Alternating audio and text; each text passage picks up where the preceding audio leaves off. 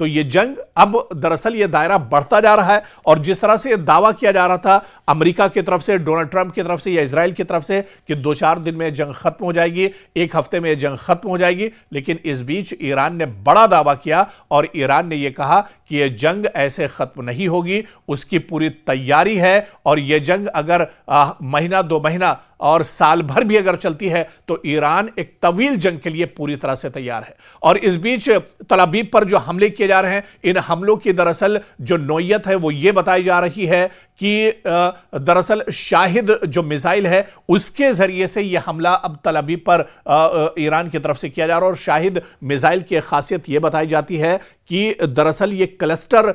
Type की missile है जिसमें से एक साथ कई मिसाइल या एक साथ कई बम अलग अलग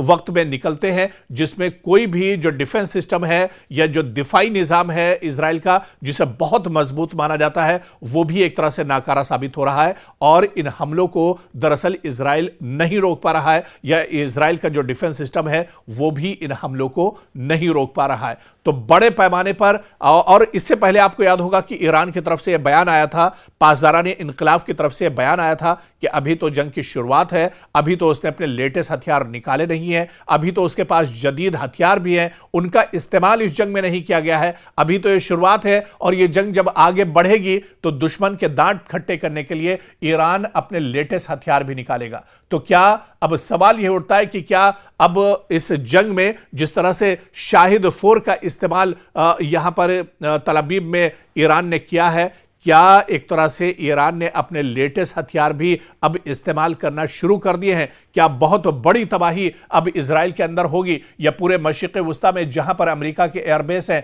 उन्हें बहुत बड़ा एक तरह से नुकसान पहुंचाने के लिए अब ईरान ने एक नई हिकमत अमली बना ली है? क्योंकि अब लगातार जंग का दायरा बढ़ता जा रहा है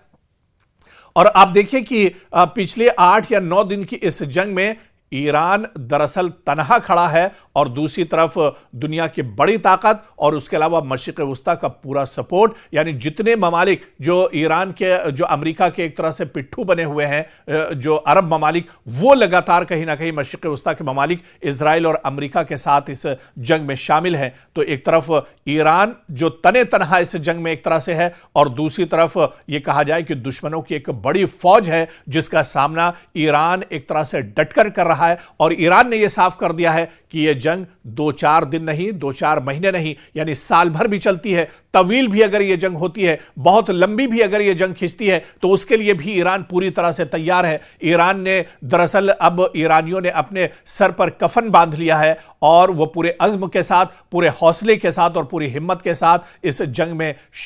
शहीद होने के लिए एक तरह से मैदान जंग में उतर पड़े हैं। तो एक तरफ दुश्मन की मिसाइल और बम है और दुश्मन लगातार एयर स्ट्राइक कर रहा है, लेकिन दूसरी तरफ आप देखिए तो ईरान के पासदाराने इनकलाब हो या ईरान के आम अवाम हो, उनमें एक जज्बा है,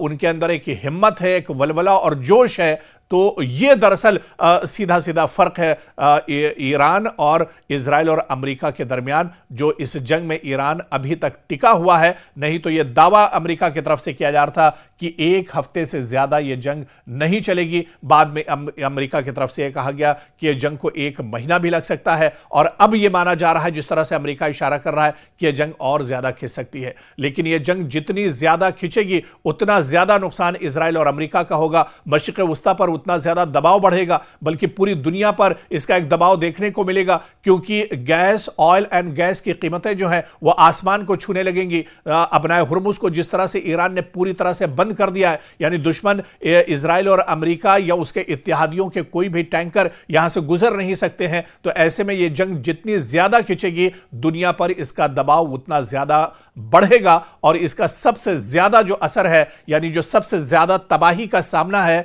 वो एक तरह से अमेरिका, इजराइल और इसके अलावा मशरिक़ वस्ता के जो ममालिक हैं उन्हें भी आने वाले दिनों में करना पड़ सकता है।